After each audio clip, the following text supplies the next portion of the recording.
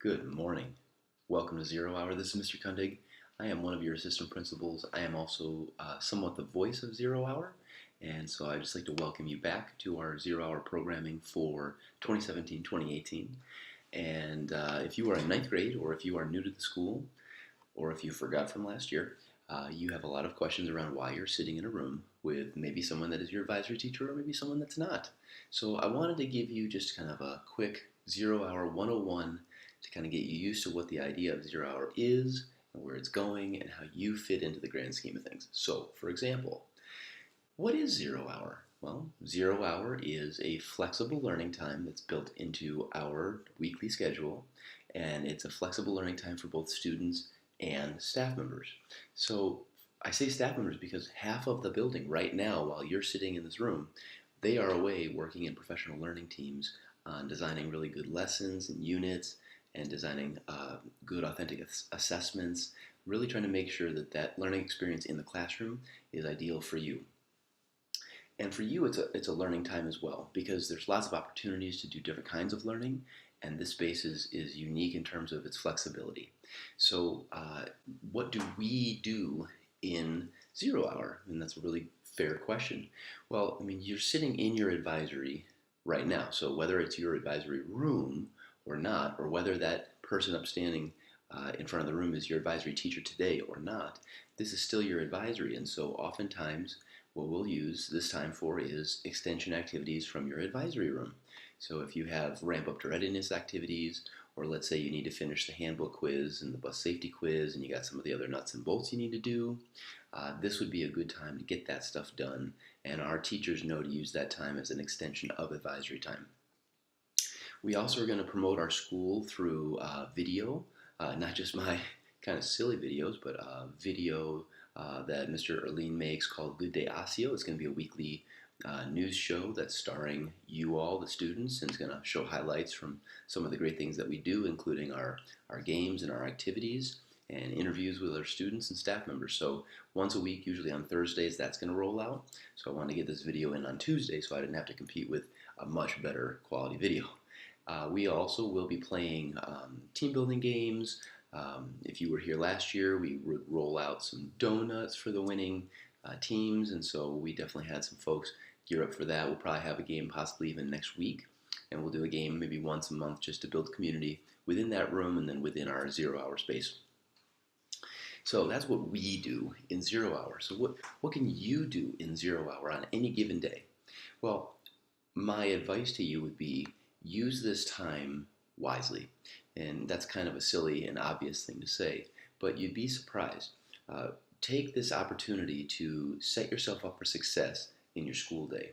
So if it is simply just relaxing and looking over some notes because you have a test, or it's completing homework to make sure that you're ready to do the day's activities in your classes, use the opportunity to get done what you need to get done when the teacher's not directing the lesson on your behalf.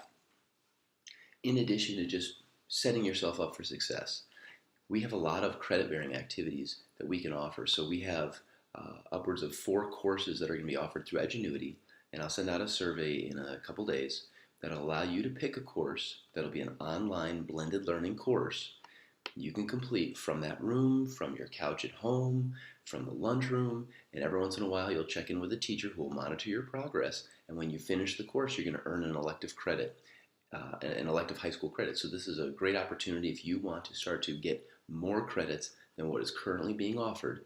You can take this opportunity to sign up, and I'll have a sign-up sheet in the Schoology Student Services Zero Hour folder just for you. Let's say you're a 10th grader, or maybe you're an 11th or 12th grader and you're watching this and you're saying, well, what about the class that I missed last year? Well, for you, we have credit recovery opportunities. So we've partnered with the Osseo Area Learning Center to provide credit recovery opportunities where you can go work with some of the OALC staff who are going to be in our building in the tech center, and you can work on recovering a credit that maybe didn't go so well the first time. So there'll be an opportunity for you to sign up for that in about a week or so. Our counselors are going to make an announcement. We're going to have an orientation meeting. There's an application you need to fill out. But once you do all that, you can begin the road to recovery of those credits. And once you finish one credit, you can move on to the next. If you have tests, because we're going to get into tests here pretty soon, I know it's the third week of school and it's hard to think about assessments, but they are coming your way if they haven't already. You want to make sure that you can do some retakes, and we're going to create a retake center where you can do all that work when you need to. In addition, we will use 0 hour time to do tech support. We have Ms. Borgeson and her team in the Media Center. Once we kind of get through the iPad deployment and the rollout, fix all the bugs that were a part of that process, we're going to use that time to get you down to the Media Center, try to troubleshoot your iPad so you don't have to worry about doing that during an academic class when you really need it in the classroom.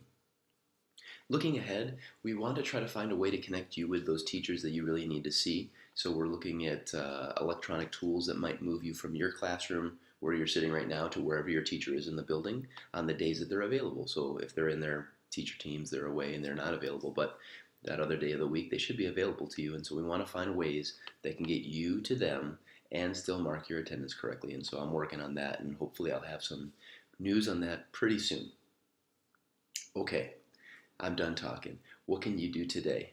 Well, again, what I would tell you is if you haven't done the student handbook quiz, if you hadn't done the bus safety quiz, if you haven't taken the counseling needs assessment, I'd put those up at the top of your priority list. Get those things done, because after this week, once I look at who has taken those quizzes and who hasn't, I'm going to be calling you down to a computer lab and trying to get those things done. So let's get that all knocked out. When you're done with that, think about what this week's going to look like for you. What opportunities do you have to get a little bit more work done to set yourself up for success? And that first assessment, or those sets of first assessments, because we're hitting the 3-week mark, we know that grades are going to go into Synergy pretty soon. Your parents are going to see them.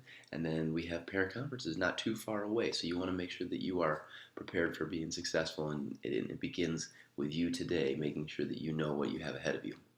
With that, I'm going to leave you to it. If you have questions, you can email me. Otherwise, I look forward to seeing you in the halls. Watch out for hall sweeps, though.